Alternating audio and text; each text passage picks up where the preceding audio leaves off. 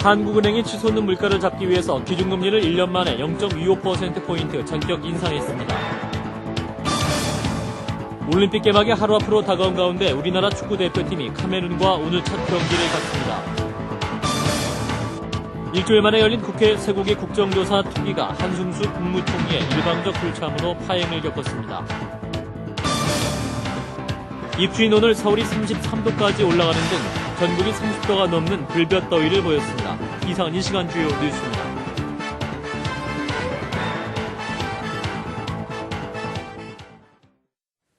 시청자 여러분 안녕하십니까? 한국은행 금융통화위원회가 치솟는 물가를 잡기 위해서 기준금리를 연 5.25%로 1년 만에 0.25%포인트 인상했습니다. 황명문 기자입니다. 한국은행이 결국 금리 인상을 단행했습니다. 한국은행 금융통화위원회는 오늘 정례 회의를 열고 기준금리를 1년 만에 0.25%포인트 올렸습니다. 이에 따라 기준금리는 연 5.25%포인트로 결정됐습니다. 5.25%의 기준금리는 지난 2001년 2월 이후 처음입니다. 이에 따라 시중은행들도 예금금리 인상에 나서면서 대출금리도 속속 오를 것으로 보입니다. 한국은행이 금리 인상을 단행한 것은 무엇보다 치솟는 물가를 잡기 위해서입니다. 물가 쪽은 더욱 나빠지고 그래서 경기와 물가를 다 같이 봐가면서 무엇이 정말 중장기적으로 경제를 안정시키는 것이냐 그런 입장에서 이번에 의사결정을 했다. 결국 경제성장의 둔화보다는 물가 급등이 더 급하다고 한국은행이 판단한 셈입니다. 이승태 총재는 더 나아가 금리 정책이란 한 번 하고 끝나는 것이 아니라며 추가 금리 인상 가능성을 시사하기도 했습니다. 하지만 경기 하강세가 뚜렷해지고 있는 데다 서민들의 대출이자 부담이 적지 않아 추가 인상은 쉽지 않을 것이란 전망입니다. CBS 뉴스 황매문입니다. 유가 등 물가 상승과 주식시장 불안 등으로 앞으로의 경기나 생활 형편에 대한 소비자들의 심리가 급락해서 7년 7개월 만에 최악을 기록했습니다. 통계청에 따르면 지난달 소비자 기대지수는 전달에 비해 2.2포인트 내린 84.6으로 집계돼서 3개월 연속 하락했습니다. 이는 지난 2000년 12월 81.6을 기록한 이후 7년 7개월 만에 가장 낮은 수준입니다.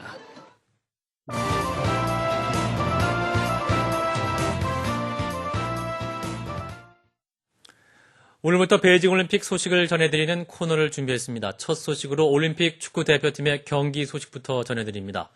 지구촌 최대 스포츠 축제인 2008 베이징 올림픽 개막이 하루 앞으로 다가오자 중국은 축제 분위기에 휩싸였습니다. 사상 첫 올림픽 메달을 노리고 있는 우리 축구 대표팀이 오늘 밤 카메룬과 조별리그 첫 경기를 합니다. 올림픽 특별 취재단의 송형관 기자의 보도입니다. 지구촌 최대의 스포츠 축제인 베이징 올림픽 개막이 하루 앞으로 다가왔습니다. 88 서울 올림픽 이후 20년 만에 아시아에서 열리는 베이징 올림픽이 우리 시간으로 내일 밤 9시 베이징 거지TV창에서 성대한 막을 올립니다. 개막식에만 1억 달러를 쏟아부은 중국은 내일 오후 6시 45분부터 28개의 식전 행사를 치른 뒤에 밤 9시 공식 행사의 베일을 벗깁니다. 중국 전역이 축제 분위기에 휩싸인 가운데 남과 북은 개막식 공동 입장 여부를 아직까지 결정하지 못했습니다. 2000년 시드니 올림픽 이후 8년간 계속돼온 종합대회 공동 입장의 전통이 이번 베이징 올림픽에서 깨질 위기에 놓였습니다. 한편 올림픽 개막 하루 전인 오늘 밤 8시 45분 올림픽 축구대표팀이 신왕따오 스타디움에서 아프리카의 강호 카메룬과 올림픽 조별리그 첫 경기를 치릅니다. 객관적인 전력은 카메룬이나 이태리에 비해서 우리가 좀 떨어지는 건 사실입니다. 그렇지만 우리가 조직력이라든지 우리가 각오가 분명하다면은 충분히 그 목표 달성이 가능하다 이렇게 좀 생각을 해서 자신감을 가지고 좀 준비하고 있습니다. 사사히 전용으로 출정하는 태극 전사들은 카메룬전 승리를 통해 전체 한국 올림픽 선수단의 사기를 끌어올리는 선봉장 역할을 하겠다는 각오입니다. CBS 올림픽 특별 취재단 송영관입니다. 이명박 대통령의 베이징 올림픽 개막식 참석과 한국 선수단 격려를 위해서 내일부터 1박 2일 일정으로 중국을 방문합니다. 이 대통령은 중국 방문 기간 중 후진타오 중국 국가주석과 한중 정상회담을 비롯해 알제리, 카자흐스탄 대통령 등 개막식에 참석하는 각국 정상들과 활발한 올림픽 정상 외교에 나섭니다. 관심을 끌었던 김영남 북한 최고인민회의 상임위원장과의 만남은 중국 측이 좌석을 각각 다른 테이블에 배치해서 무산됐습니다. 일주일 만에 열린 쇠고기 국정조사 특위가 한승수 국무총리의 일방적 불참으로 고성에 오가며 정회되는 등 파행이 이어졌습니다. 정재훈 기자입니다. 일주일 만에 열린 쇠고기 국정조사 특위가 시작하자마자 정회 사태를 맞았습니다. 오늘은 한승수 국무총리의 일방적 불참이 불씨가 됐습니다. 한 총리는 오늘 특위 참석 통지를 받고도 별다른 이유를 설명하지 않은 채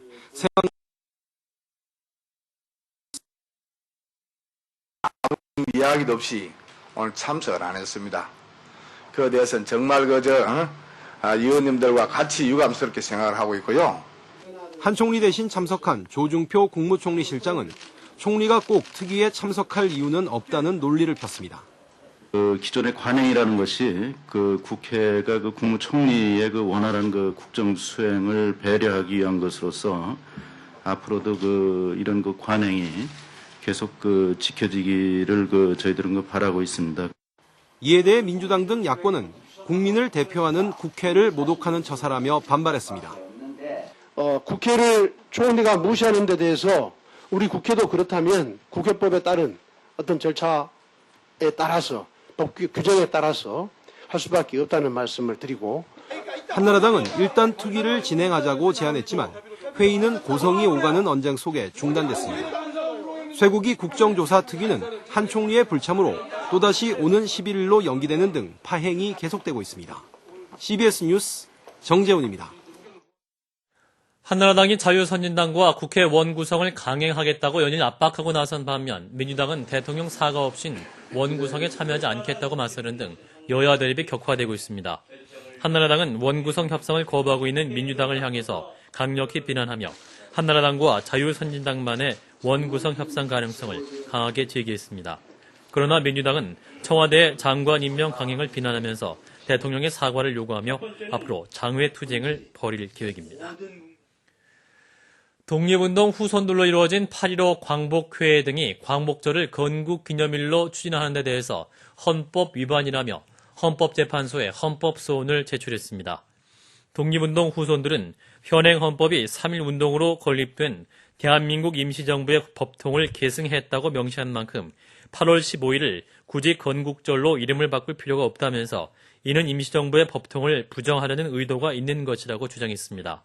이 앞서 정부는 8.15 경축행사의 명칭을 대한민국 건국 60주년 및 광복 63주년 경축식으로 정하고 한나라당은 건국절로 계칭을 추진하면서 광복회 등으로부터 반발을 받아왔습니다.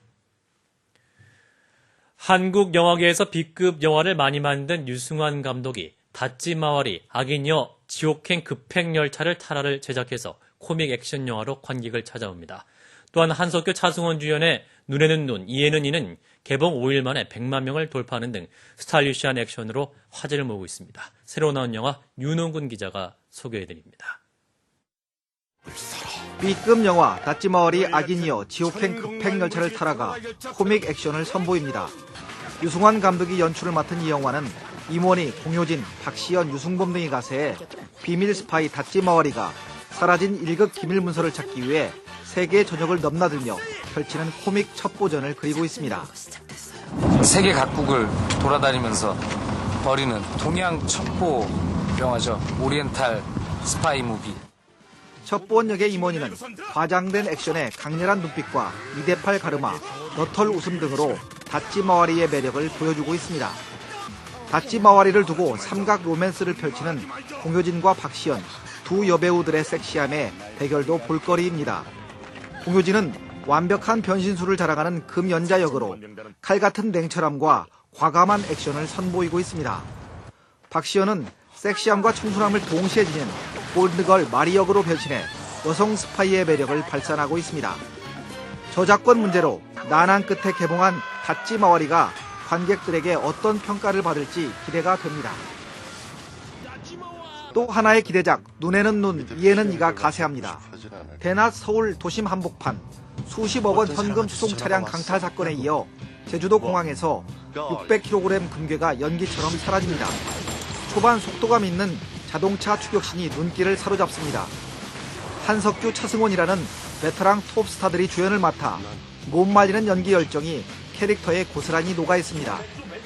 전설적인 형사 백반장 역의 한석규는 백발 헤어스타일로 파격 변신했고, 천재적 지능법 안현민 역의 차승원은 백반장의 이름을 사칭해 완전 범죄를 성공시킵니다.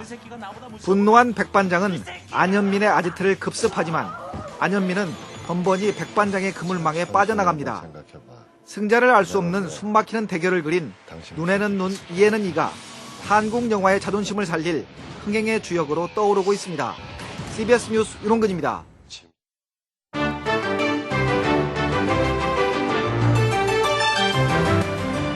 2001년 9.11 테러 직후 미국과 전 세계를 공포에 떨게 했던 탄저균 테러범의 용의자가 밝혀졌습니다.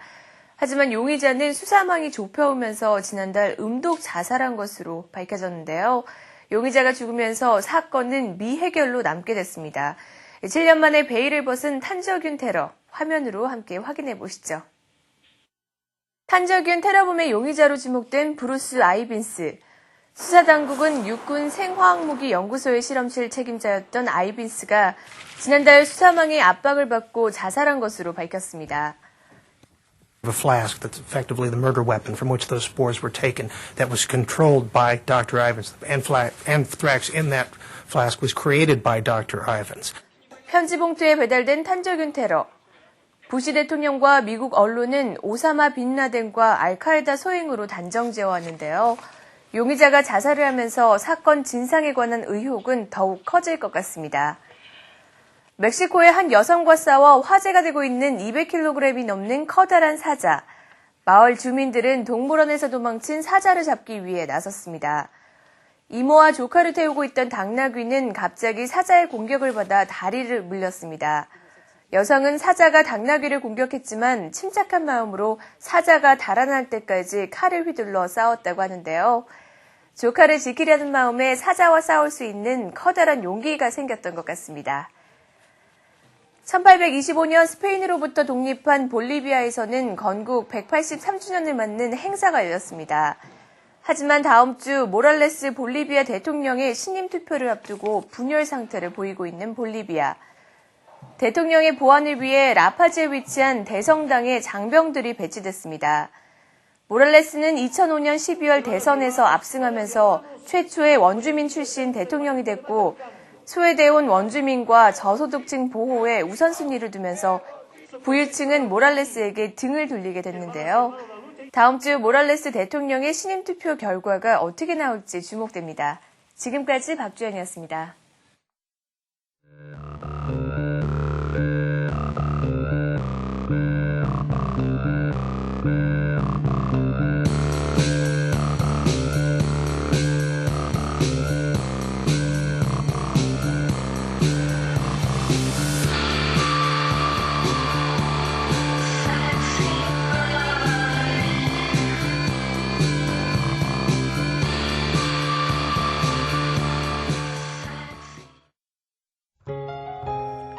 날씨입니다. 내일은 고기압의 가장자리에 들겠습니다. 중부지방은 대체로 맑겠으나 남부지방은 구름이 많은 가운데 낮 한때 비가 오는 곳이 있겠습니다.